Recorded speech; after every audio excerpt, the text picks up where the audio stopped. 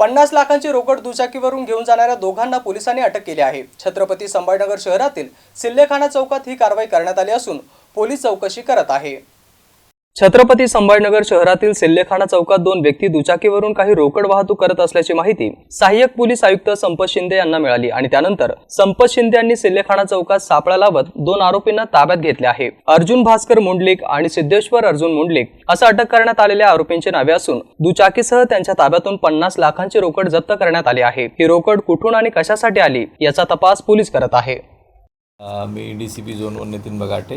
आज आमचे पथक ACP श्री संपत शिंदे आणि त्यांच्यासोबत PSI कदम आणि आमचे अंमलदार या पथकाला आज माहिती मिळाली की आचारसंहितेच्या अनुषंगाने काही मोठ्या प्रमाणात रक्कम जी हेरफार होणार आहे, त्या अनुषंगाने सिल्लेखाना चौकामध्ये सापळा रचून आमच्या पथकाने आज तब्बल 40 लाख रुपयाची रक्कम एका गाडीवर आणि 10 लाख रुपयाची रक्कम एका गाडीवर अशी टोटल तब्बल 50 लाख रुपयाची रक्कम जप्त केलेली आहे।